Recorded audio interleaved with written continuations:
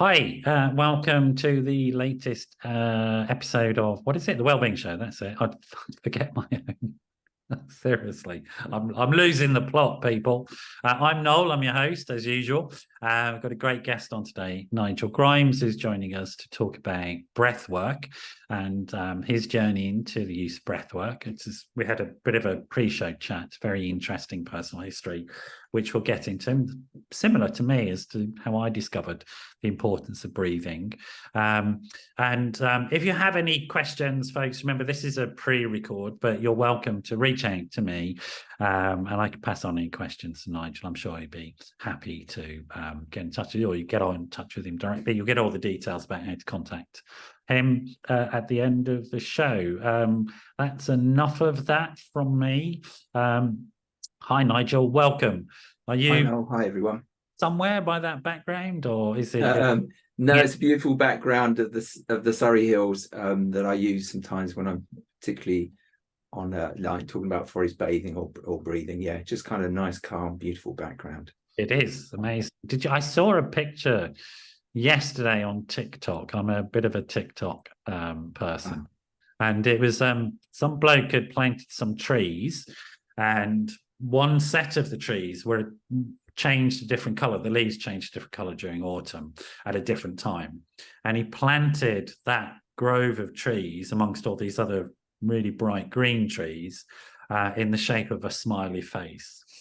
So cool. Hey. So every autumn it has this huge smiley face copse of trees. Oh, that's brilliant. Very creative. Yeah, no, that says it all, what nature brings to us. Yeah. Genius. Do you know what I mean? So that really is inspiring. And nature, I don't need to tell you this, but nature produces a thing called biophilic effect, which is really helpful for us. Yeah. Health and well-being. I don't know if you knew this, but just for people to understand this stuff, if you build a park in an inner city area, just an ordinary park, around the perimeter of that park, violent crime will drop by 20%.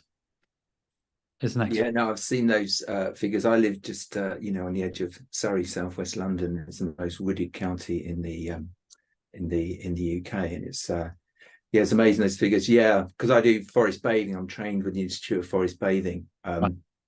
I've got all the science, Japanese universities, the UK universities, and the green social prescribing work I'm doing with the Institute of Forest Bathing, taking out charities and people with anxiety and stuff. Yeah, it's I took a group of neurodiversity young adults recently out, and it's amazing impact that nature has on people. Forest bathing is, as I understand it, and you'll correct me, forest bathing is when you take people out for an immersive experience in a forest, as opposed to you're not necessarily going into and washing yourself or anything like that, which it might, but it's about bathing.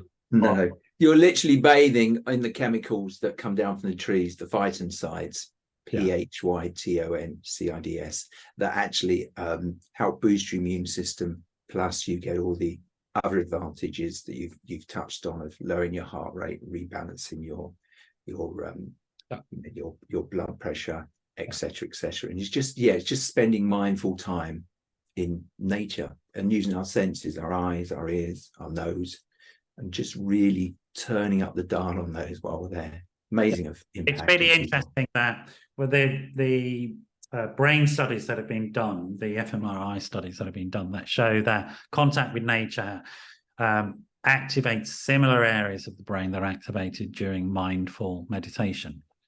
And there's research that says mindfulness in nature takes it up a notch again. There's some, I think it's Derby or Exeter universities released something last year that I knew that the research taken place. I haven't got the results. So is it showing another boost if you? Yes, it is. Yeah, there's another like 30-40% kind of uplift from being mindful in nature. Where with mindfulness is that it's not only makes you feel nice, but actually improves your physical health in significant ways, and also improves your immune system. So because of its impact upon your DNA, it changes the end of your DNA strands called the telomeres. The telomeres, yeah, exactly. It stops the fraying, lengthens them.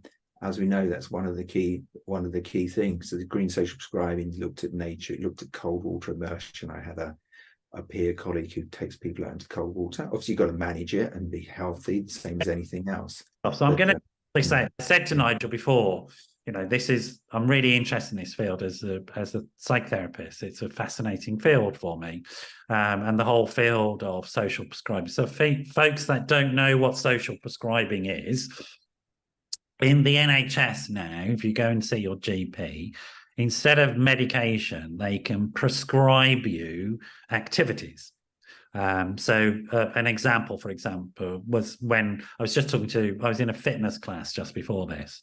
And the way I got into fitness was going to see my GP, I don't know, 7 years ago, 8 years ago. Was grossly overweight, unfit, unhappy, and all this sort of stuff. And rather than give me antidepressants, the GP prescribed me a year's worth at my local gym. And they had a special program there for people like me. It might have been longer than 8 years ago.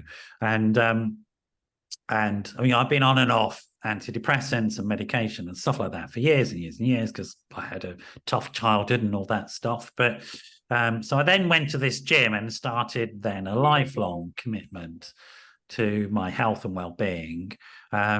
No longer use medication, healthier, slimmer, etc., can do stuff. It's been a long journey, but it's a lifelong commitment. And that's part of what's called social prescribing. It's also, for folks that don't know, so really good for things like depression, anxiety. They'll send you to activity-based groups, not necessarily a gym, but you can join walking groups. And also you can join some of the activities that Nigel does. And you would get these via your GP, which is extraordinary to think about. Absolutely extraordinary to think about that we have those things. So let's go back. I mean, we've jumped into a fascinating, I find it fascinating, but let's go back a little bit and give a context. So how did you, tell us about you, Nigel? Where do you come from? Your background, your childhood, your growing up? Yeah, I still live where I was born. I'm kind of in the slightly more affluent side of Kingston that I was born. So I've got a relatively humble background. Lived in a crowded house where there was lots of pressures, financial, etc. Lived with an uncle who had some mental health problems and learning difficulties, and was tricky. My mum and dad had nervous problems. My dad had mental health problems, 8 or 9, went away for a few months. So seen a lot of stuff. I was lucky though, during all this and what was going on and disruption, I've always felt loved and always loved people, which I'm so blessed for. But yeah, living in Kingston, I was lucky. I've got parks and things around me. Yeah, I did okay at school. I left school at 16 with O levels. Yeah. Winter of discontents, late 70s, late 70s. Wanted to be a sports teacher. People were marching. There were no jobs for teachers. So I left with my O levels. Got into local post. It was Post Office or bank. It was a career in those days. So I joined. But I was always really interested in sport and biology. Biology is my favourite lesson. And funny enough, I've come around to now, and I always loved being outside. In those days, I was out playing football, cricket on my bike, climbing trees, organising running races, what have you. So I was always loved outdoor. And my career went on. I met my wife when I moved to London to try and progress my career, because it was a local level, was dead man's shoes, so you're waiting seniority. So I got a bit bored with my job, even though it was easy, and we got Wednesdays afternoon to play around the country for the Post Office football team. It was all a bit it was getting a bit dull, to be honest with you. It's in banking, you said? Post Office. Post office. I used to serve customers in the post office and then move into some of the central areas. And I got into marketing, actually. So I've been a marketer for virtually 40 years. So that's my background. So I've worked with creative people, data analysts, so a whole range of people, marketing, advertising agencies, and worked with some big brands like BT and Centrica and BA and stuff. So I had a good career.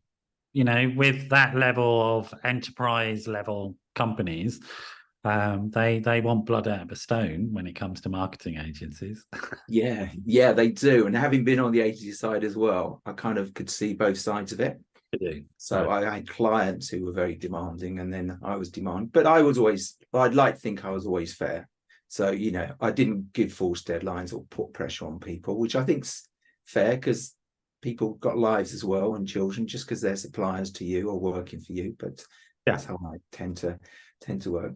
Anyway, yeah, everything was going swimmingly. We adopted two sorry. I'm being in there, I don't know where you weren't a frontline postie, but you were in an office. I was serving customers. Yeah, I was serving customers in the counter. So I'd be serving pensioners on a Thursday morning. They'd be queuing outside the door and stuff. And then the Friday would be all the unemployed coming in for their checks, and including I was serving the Boomtown Rats at one point before they made it big. Pensioners used to be called twirlies on the buses. Did they? Yeah, they twirlies. They go to the bus and they'd say, "Am I too early?" Oh yeah, I get that. Yeah, because they're out there at 8:30. You're turning up for work, and there's a big queue. That's right. Yeah, they got their habits, but that's their social. They stood in the queue and they chatted with everybody. So yeah, which is one of the things that's obviously missing for a lot of people with the world going digital and online and banking and stuff, as we know. So I'm really aware, like when I meet an older person, I'm a bit older now myself, I'm going to be there myself soon, but like stopping and chatting, because it is really quite sad for older people in our society, the loneliness and the lack of social contact, and that desire just to talk with somebody if you're going to collect your pension, that actually is a social event for some people, because there's nothing if I get the bus into Kingston or Richmond or anything, there's invariably an older person, and I'm too of a mature age now, but there's someone at the just give them a smile or a little conversation about the weather or what have you, and it triggers off, and they're desperate for conversation. So it's fantastic. And I love people, so I love talking to people and hearing about them. Yeah. And I was at this fitness class in my local yoga center just before this, and there's a lot of, if you can imagine, a lot of young people who turn up and do those things, and I am literally the old bloke that turns up, and I'm absolutely the classic cliche. I'll stop and talk to everybody. So it's like everywhere. They talk to reception, talk to people in the class, and they're all like, "What do I do about this bloke?" But actually, it's a very nice place, and everybody. See, I was like that corporately, with the doorman, the cleaner, or the CEO. I kind of talked to them, and some of my bosses said to me a few times, "Why are you talking to them?" And I was like, "Well, because they're part of our company, and why wouldn't I talk to them? They're interested and want to talk." So it's funny how people only talk to people if they can get something back or help them on the career ladder, which is sad, but I encountered that a few times. Yeah. So you were quite a sociable person. You're pro-social, even though you'd had what we would now call high ACEs, adverse childhood experiences, and quite a significant set of ACEs. But your response to that was to become quite pro-social rather than isolated. I've been lucky. I've got younger brother, two sisters, and I can be shy, but generally I like talking to people and getting to know people. So definitely. I grew up in a crowded house as well. We're working class Irish immigrant, and I didn't have the same as my dad's family were like that. I didn't have my own bedroom until I was in my teens. I had to share all my life with my brother and stuff like that, and which had its own issues, but me too. I didn't have my own bedroom till I moved down, got married really when I was 25. So we had an outdoor toilet for the first 12 years of my life, and but that's the way it was. We're happy. Everyone went in. There was a bit more a community. Doors were open in those days, even in kind of this part of southwest London, Surrey. So that's true. And me and my brother, the way we grew up, like in the summer outside of school, like first thing in the morning we get a packet of sandwiches and a bottle of squash, and we were kicked out the door and not expected back until tea time, to be honest. It was great life. Really good. And even though there was some quite tough stuff going on, which I've had to deal with as an adult, and I have, there were still these counterbalancing forces that sort of the social stuff. We were part of groups and all that sort of stuff. And although the stuff that was happening in the family wasn't really talked about by the people, it was known. And so local families, their mums and dads were kind to us and helped us out and stuff like that. So Yeah, no, we had the same thing. Neighbours and aunties and uncles would get us food and stuff and buy us food and invite us around when money was short and stuff. But yeah, we worked long hours. I mean, my mum and dad had 2 or 3 jobs at any one time. At 7 and 8, I was cleaning offices after school. My brother and I. there was some really interesting. There was a bloke called Townsend did some research. This was 50s, not when the 50s they were doing slum clearances, and everybody thought this is a really good idea. We'll get rid of these slums, but they forgot. But it was a good idea, without a doubt. I don't remember it, but I was born in a tenement with a standpipe in the courtyard for water. Gosh, yeah, yeah. I wasn't that, but yeah, that's well, Angela Ash's type of yeah. I mean, environment, isn't it? Yeah. So, but the Townsend wrote wrote books like Working Class Mums and Their Daughters, which was all about the social connections between people, right? Yeah. But even though they were grim physical, and they were grim, the estates, etc., were grim. Like I said, the standpipes and stuff like that, and they needed. But what was forgotten was these social connections with people, and these social connections in families and between families, with the way people supported each other, was real. It was researched. It wasn't made up, and it helped ameliorate some of the stresses and strains of hard life. And that was a fact. Then when these well-meaning slum clearances took place, people were moved out to these sort of modern estates and stuff like that, but they weren't living together anymore. And so this isolation and loneliness happened, and these estates became sink estates pretty quickly because of those connections. And it's really, I think it's an interesting period of our time to think about how now that the impact of that sort of stuff that we are sort of living with and having to relearn how to be healthy again, if you like, and those connections. So what's the next bit of your story that, because you're in this sort of corporate world, you're being... Yeah. Married by now, kind of been married, 36 years now.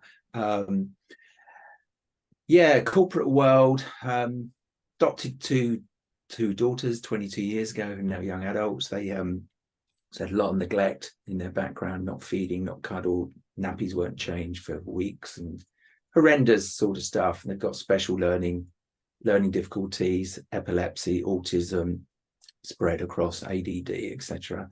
But two wonderful children, and who are grown up now and really contributing in life.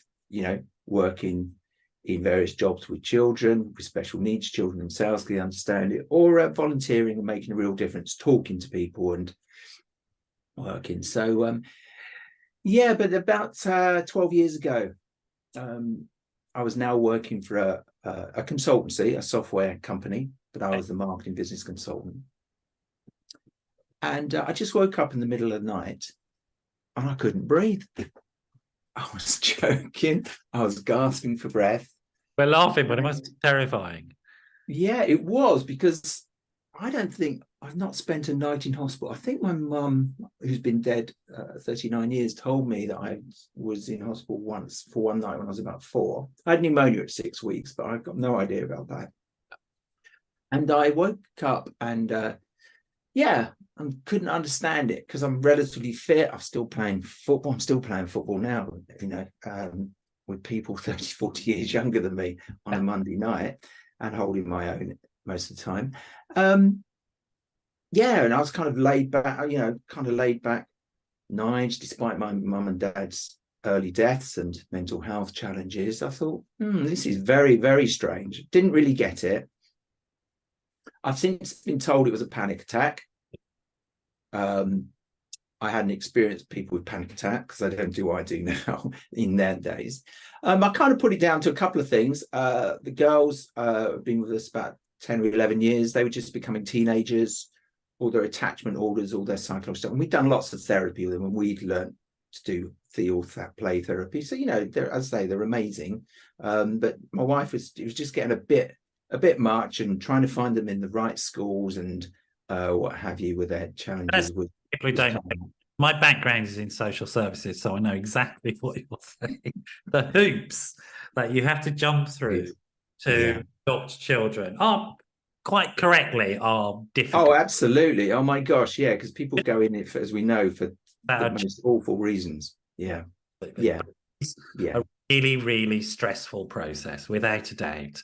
Overly bureaucratic and difficult and challenging. Yeah. And we met the birth family and stuff. Yeah, you can't just sort of pick them all up and take them and look after them in a way. But anyway, some stuff.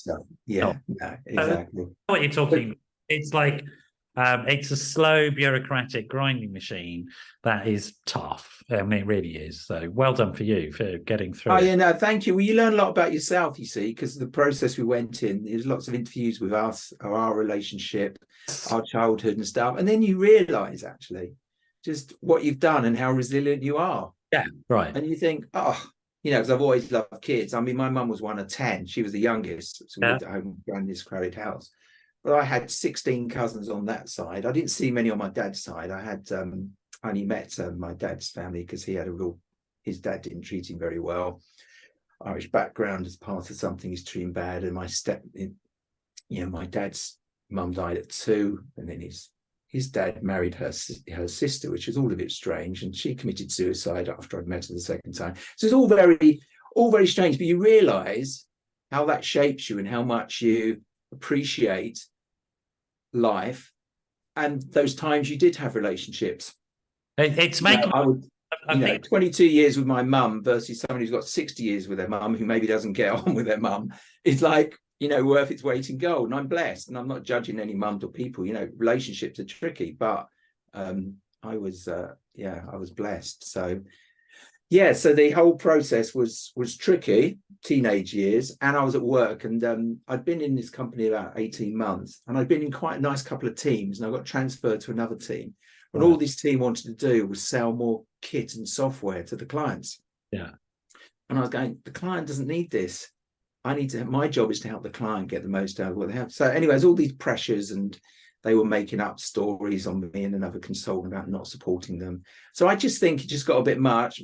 My one of my nephews kind of tried to commit, was suicidal and stuff. And I was always trying to kind of glue it together, if you like. And I want everyone to be happy like me.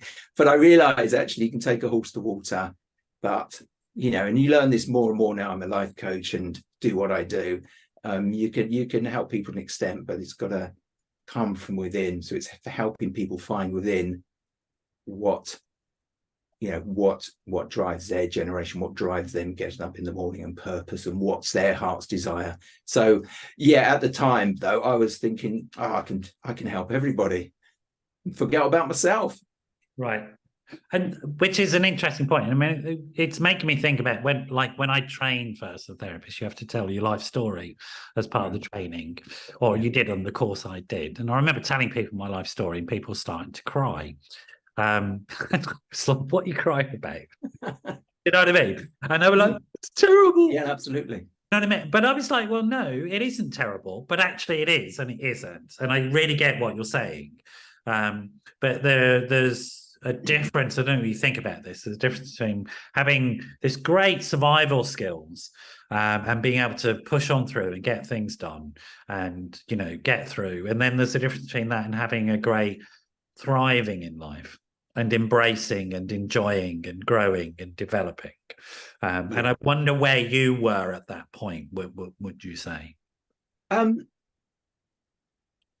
I was just trying to get through and hold it together, but I wasn't really down. I'm generally an optimistic, happy personality. So actually, I've always felt whatever life throws at me, and I'm not a great thinker in terms of, or a particular worrier. So I know, there are people who worry and are looking, what if, and looking at every scenario and trying to plan. I can honestly say, I'm not that clever enough to think of all these scenarios and what to plan. When I get to the bridge, then I'll think, well, how the hell am I going to go over this bridge, or am I going to go over this river? Which But I've always got support. yeah, I've known. it's a great place to be. But it's interesting, I think, is also thinking about this thing that, you know, we can develop great ways of managing stuff, but that doesn't mean we can't learn new stuff to add into it. Absolutely. I think there is a thing that I come across. I don't know if you come across this as well. When I'm trying to get people to learn new skills, which is what you teach people, is I want to get across to people that doesn't mean I'm taking stuff away from you. No, I'm giving you something else, then you can keep everything else. You can keep who you are and the amazing stuff that you've done and your amazing survivability skills. But here's a few extra things that will make it a bit easier for you, to be honest. Yeah, you just give people tools and techniques. Right. Yeah. Right. And remind them what they've already got, their skills, and, you know, the people's lives. You know, we're talking about our lives, but some people's lives and what they go through. And obviously, you know, I'm not undermining yours or anyone else's life, but it's just amazing how people do, and even people who think they've had, you know, relatively easy lives, not much grief, not much this, they've all got things that have happened to them that have made them who they are and stronger, and, you know. Which is, I think, a really interesting point, because there's a risk in this field, in our fields, of getting too obsessed with the heroic survivor. It's not about that. I mean, actually, I think it's about quality of life, and it's about improving the quality of life, whoever you are and whatever background that you come from. And there's some pretty straightforward ways of doing it. So you have this thing called, which we now know is called a panic attack. You didn't. Yeah. What did you do about it? What was your... I kind of went to the doctor. Right. Sent me some tests. I've got a really low resting heart rate. I've got a really good blood pressure. So he said, it's not those, it's not this, it's not that. I can't really help you. A set of beta blockers, which is normally what they give to some. Well, he didn't offer me drug, actually. I wouldn't have taken anyway. And yeah, it's not judging, but at the time I thought to myself, okay, what can I do? And it's funny, 2 o'clock in the morning, one of these nights I wasn't sleeping, getting up every 20 minutes. And I Googled, as you do, and I found this breathing method called Buteyko, who's a Russian Ukrainian, without getting too political, in the 40s and 50s. And he kind of worked in a hospital, and he kind of worked out one day that everyone who was really ill was breathing through the mouth. Yeah. Which is interesting. If you see animals, and most mammals just breathe through their nose, and I'll talk a bit more about that. But an animal in pain or discomfort will also breathe through the mouth. Yeah. And so he kind of looked into this and discovered that actually nasal breathing and diaphragmatic breathing makes a difference. And, you know, it's worldwide now. And I trained with the Buteyko International Clinic, and I went to learn Buteyko at the time to help fix myself. So I saw this, and there was a course in Pimlico the week after starting. So I went there, and I'd obviously got into a bad breathing because I was panicking. Whereas before that, I think my breathing's been okay, apart from when, generally. And it was just amazing. I felt better within, you know, the exercises were quite hardcore, but I was desperate. I couldn't speak, I couldn't present, had to cancel conferences, phone calls. Energy was going. I was finding everything a little bit too much. You know, if one of the girls kicked off or something, it was like I'd always have to remove myself because I couldn't cope. And I got better so much quick. And then within 6 weeks, I did that. And I also, interestingly, each day there's a little nature reserve at the end of the road. I used to walk down there with my Bernese mountain dog and sit under the tree every afternoon and practice the meditation I'd learned and the breathing exercises. And that combination of breathing and being in nature fixed me, honestly, within kind of 6 to 8 weeks. Without doubt. I don't do this often. I was running around Richmond Park, 8 miles, feeling great, just breathing through the nose. I'd reset all my breathing.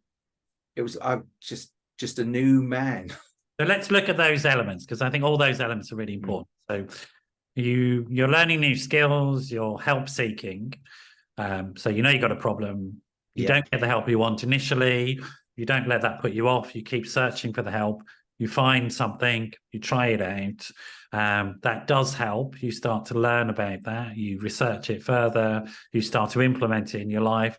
Then you start to get into really healthy habits of exercise, being with an animal, being in nature, and applying the psychological, physiological learning, which are all really fantastic skills. Absolutely. That's it. Gold standard. This is I've never really thought of all those combinations before, but you're right. Absolutely. Yeah. standard. That's what you do. That's what you teach people. This is the way you do it. That may not work for you. Doesn't matter. Go and try that and see if that will work for you. I call it the half-cooked spaghetti method. Just chuck it at the wall, see if it sticks. There you go. Yeah. You know what I mean? That's it. Yeah. Because there isn't a set formula. There is try it out and give it a go. Have an open heart, have an open mind. The animal sort of bit is really important as well. And I think that we should understand the importance of animals in our life and what they do for us. Because again, there's tons of research about how stroking a furry animal, not necessarily a gecko, doesn't really make effect. Usually an animal with fur, a cat or a dog, will lower our heart rate, will make us feel more connected. We're nurturing, we're noticing something else rather than obsessing about our own problems and giving ourselves struggles around sort of egotistical thinking, etc. So all of stuff is absolutely crucial and central. The breathing is really interesting, and again, people sort of it's almost I think there's a weird, I don't know if you get this, there's almost like a weird resistance from people when you give them simple stuff to do and they think this is too simple, it can't possibly work. And I remember, like, I used to have panic attacks all the time. I knew there were panic attacks. I'd go to my local A&E here in Hackney in Hobbiton. They were great to me. And one of the things I did to manage my panic attacks was I'd go to the A&E. I'd say, I know I'm not having a heart attack, but it feels like I am. Will you help me? And they were lovely. They put me on a heart machine, put these pads all over me, leave me for 20 minutes, come back, show me the tape. Reassure you. And just go, there you are. But one day a nurse came in. She said, do you know what your problem is, Noel? I was just about to reel off this long War and Peace list of problems I've got. She said, your problem is you don't know how to breathe. And I'm like, what? And she taught me this really simple breathing technique, which is breathing in and out through your nose. Years later, I came to understand that that's part of mindful breathing. It's also part of the methodology you learned. And years after that, I've learned that it's connected to this thing called polyvagal theory. It has neurological impact. If you breathe through your nose, we've got two nervous systems. We've got the sympathetic and we've got the parasympathetic nervous system. Sympathetic nervous system makes us go, right, activity. Parasympathetic nervous system makes us go, oh, right, relax. And we need to be able to activate both of those. And nasal breathing brings us into that parasympathetic.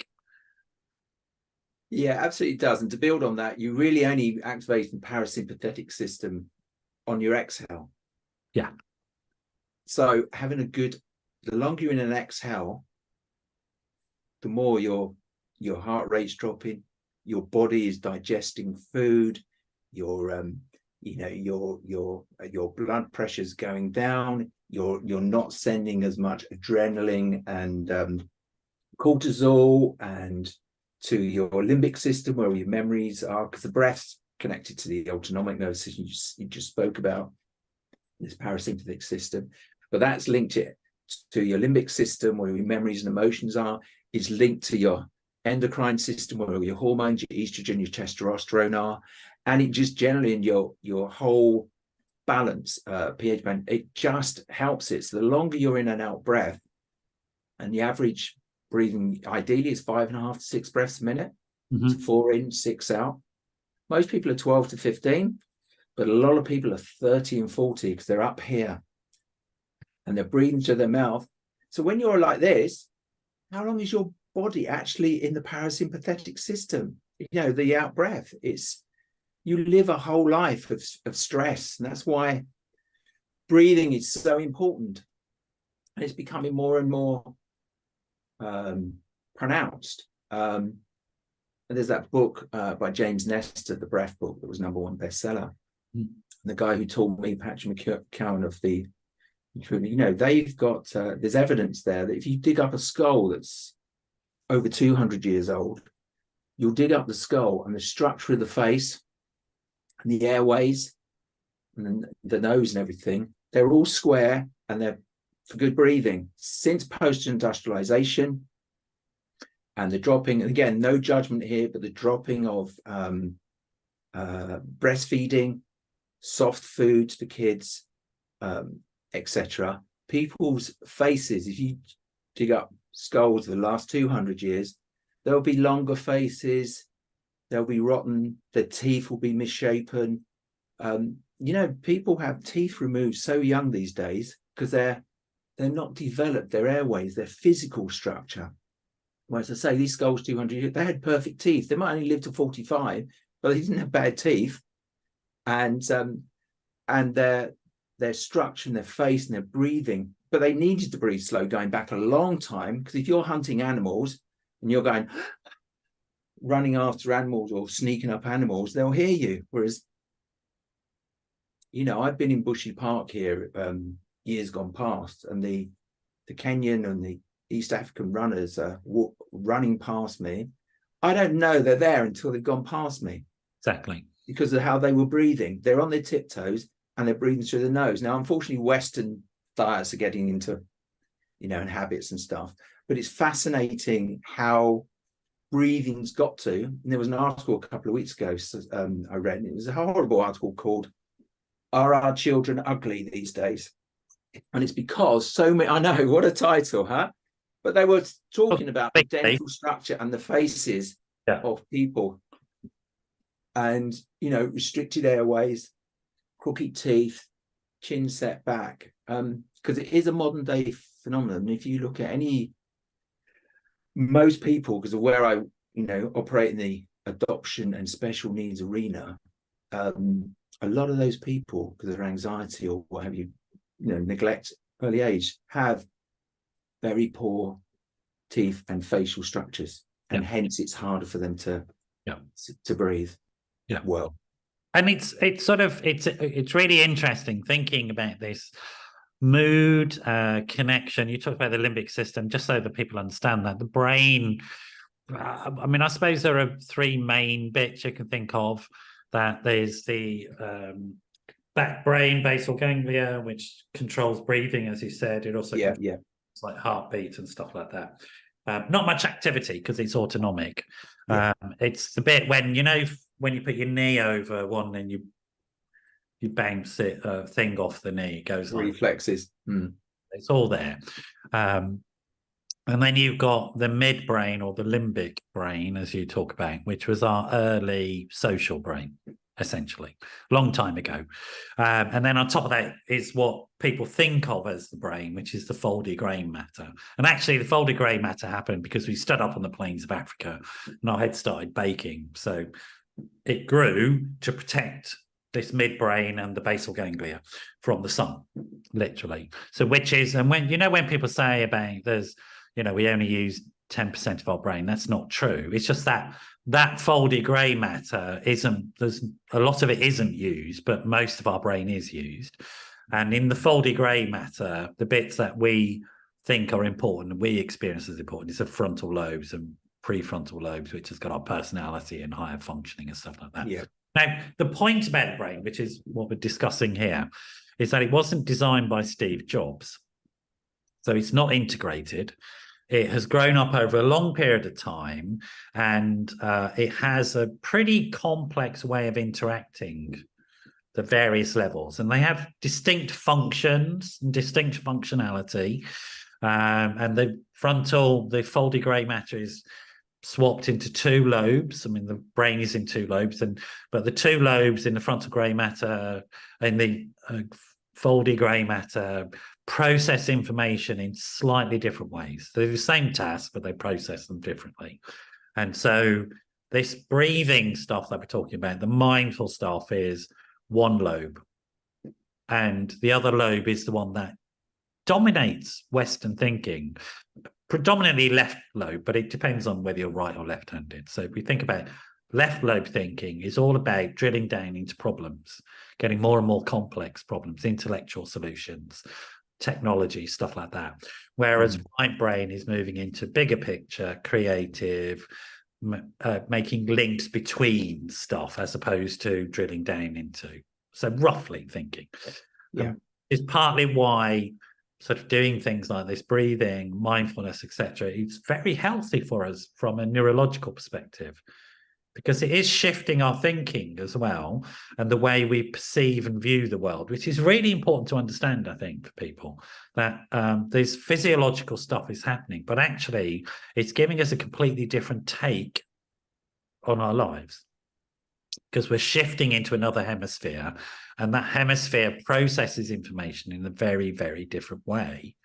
And we need both those forms of processing. So if we think about sleep, and I know you're going to talk about sleep.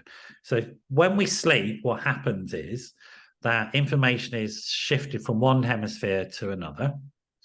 And so that the information from that day is processed by both hemispheres. They both get a say in it, and then it's catalogued. And categorized and catalogued, really. And that's really important, that process. And trauma, for example, stops that process. And which is why the gold standard treatment for trauma, EMDR, is literally by bipolar, not bipolar, but that's an illness. By hemispheric switching. So tap yourself there, tap yourself there, tap yourself there while you tell me about a trauma memory, and then you're activating both lobes. So this is the big picture, and people need to understand that there's a real science behind this stuff. Okay, and you're beginning to learn. So coming back to your story, Nigel. So go on this training course, fantastic. You learn these new, healthier habits, which is nature, animals, breathing, exercise, right? And you're combining, you're just noticing, oh, this makes me feel good. What was the next step for you in terms of what next step for me was, I was so fascinated and thrilled by the results of the breathing particularly, that I thought, gosh, I need to tell people about this. So I did a mini training course. I set up the company, the Breathing Studio, but 11 years ago, talking to people about breathing, it's still tricky these days. People didn't really kind of get it, want to engage, to be honest with you. And some of my mates from my early background. Weirdo. Who is this weirdo? Yeah. And some of my mates from my, from my earlier life and school and stuff, to my bring, they kind of still think I'm a bit left field and a bit weird, but as they're maturing and things happen in their life, they're starting to get a bit more, that's interesting, or kind of even thinking about spiritual things, really. But they're just but at the time, so it was like, so I'd see the odd person, at weekends or friends, but I went back into my marketing role, which is interesting to talk about left and right, because I'm a bit of a hybrid, really. I kind of love statistics, so I'll get an A in statistics, and analytical. So I work with data analysts in my previous marketing roles, but I've got lots of friends who are creative art directors and stuff as well. And I'm kind of like judge creative as well as ask questions of data. So I think my good breathing over the years has helped me with that. Some people might say I'm a jack of all trades, master of none, but I actually got lots of so I can speak to lots of people, technical people as well as creative people, data analysts, people who are kind of on the spectrum, don't want to socially interact. I've been very, very lucky, which really helps me in my job now, actually, because you get a wide range of people. But anyway, I was, so I went back into marketing, but I think I then did a mindfulness and meditation course. With a guy called Sandy Newbigin. And that, again, I learned about the mind and body connection and kind of semi NLP stuff. NLP, neuro. I noticed when I was. You don't know, NLP is neuro-linguistic program, which is a form of coaching, if you like. Thank you. Thank you for these terminologies I use.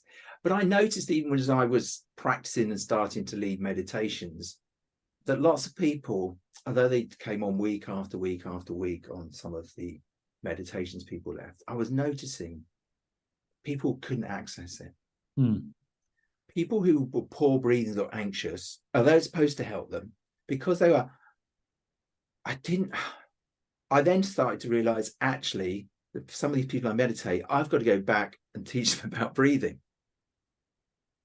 Because then when I teach them to breathe well and practice, and it is all rewiring, as you said, the measure of the brain, CO2 and oxygen receptors are in there, getting that connection from the nose, the diaphragm, the lungs, just rewiring, the brain, the neuroplasticity of the brain. I had to do some of that. And then as I go through my work with breathing, I then get so far with people and then realize they can't access it because there's something else in there, a trauma they're not even aware of. Exactly. So I get people who I spend a few weeks with, and I said, there's something else in there. No. And I do a little exercise. 2 clients I found nearly drowned and they'd forgotten about it. Yeah. And then I had a lady who was 43 who went back to her birth. I mean, I'm no psychoanalyst, psychiatrist. I was just saying, so tell me, so when do you think? And then she suddenly went, I think when I was born, my mum was at home panicking. She thought she was going to die. I thought I was going to die. And she just told me this amazing story in front of me. And she got it out, realized, refocused it, moved it, and thought, well, actually, I survived. My mum survived. Always felt love, got this great relationship. And it shifted her. And I didn't do anything apart from ask her this question. Are you sure there's nothing? And she was able to go back in. And then she breathes. Funny enough, she does equine therapy. We were talking about animals earlier. That's one of her things. So she, my daughters have spent time with horses, and it makes a huge difference to their stuff. So all this stuff was going on, and then at the start of the pandemic, to fast forward a bit, I thought, well, I'm going to redo this breathing, go to the next level. I went on a forest bathing session, which is a great session in the Institute of Forest. My wife bought it for me as a anniversary present. Nice. To go to Kew Gardens. We spent some time in nature, and as I was doing it, I was thinking, this is what I do. This is what I did with my girls when they were younger. We'd go into the woods, we would stop, close our eyes, listen, smell, and that with my mindfulness and meditation things I qualified for, and breathing and getting people to able to calm down, to allow them to access the connection with nature. It was like forest bathing's perfect. So if I could do, I've added coaching, nearly completed my life coaching. I'm 95% of the way through, and the neuro-linguistic programming, I've actually got qualified in that now, and just bring that all together. So if there's an opportunity to take some of that into nature and do life coaching or breathing, all the better. But a lot of my stuff's online, but it's just all perfectly fits. And I've got friends and peers now who are nutritionists, yoga teachers, sound bathers, Pilates teachers. So yeah, so it's kind of all come together. And I'd say in the last couple of years, it's growing. I'm early stages, but it's just all coming together. But the combination, and so much of stuff is free. Obviously, you pay to get, but it's only a few sessions to retrain as long as you do the homework to get breathing. But I'm talking to schools because kids these days, like 40% of kids who struggle to sleep. There's some research in India 3 or 4 years ago. 40% of kids who have sleep disorder will get diagnosed with ADD or learning difficulties, or will be called a bad behaved kid. Yeah. Because they can't concentrate the focus. And then for me to try and help them to breathe better, to sleep, and what have you. And I've mentioned some things like food and breastfeeding have an impact. It's an issue. But if you've got a mother who's leaning over you, if you have a smiley mum, we're going to grow up smiling generally. I'm generalizing here. But if you've got parents or carers who are, you mirror that, and you get into bad habits of breathing at a very early age. So we need to address it, so then they're sorted for life. And mirroring, there are these things called mirror neurons. So when I move my hand like that, in your brain, there are these mirror neurons that copy it. And literally, our brain is wired by these interactions. So people understand. Look, Nigel, I knew you wouldn't know this, but we're almost at the end of the show. It's almost been an hour, right? Sorry, yeah. No, it's fine. I always say this to people, like before the show, it's an hour, and they go, "Oh my god!" And I say it'll fly by, and you won't notice, and it has flown by. I mean, it's a really fascinating area. I mean, I love it. I'm really connected to it.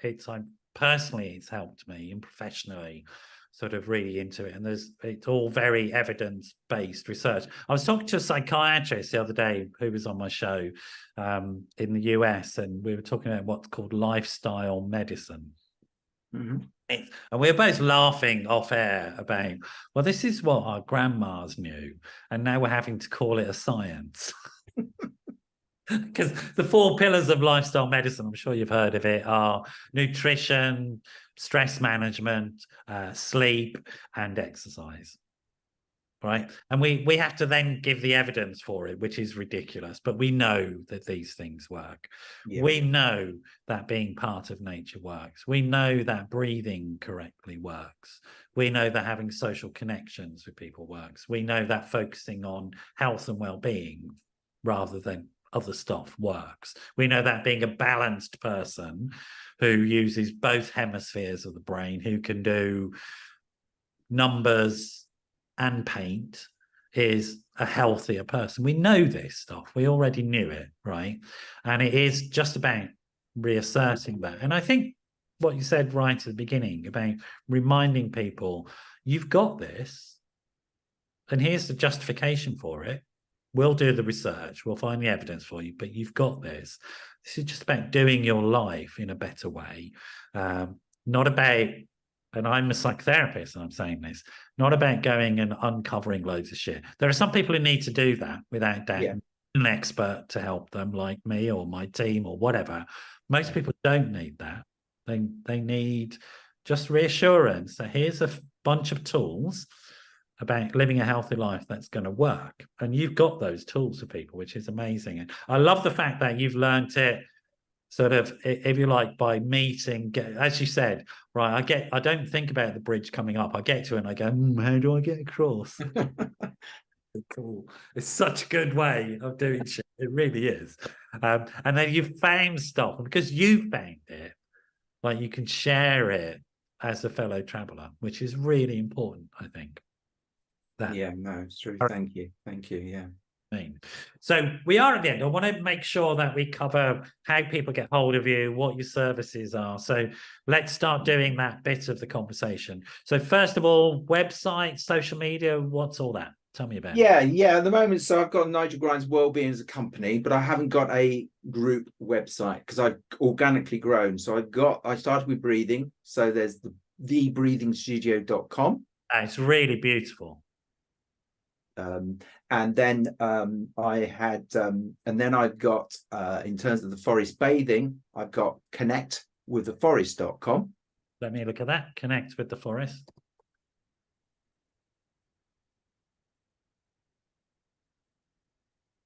They're my two main sites. I do have a site, dealing with anxiety.co.uk, which talks about some of the techniques and breathing to help and understand what anxiety is.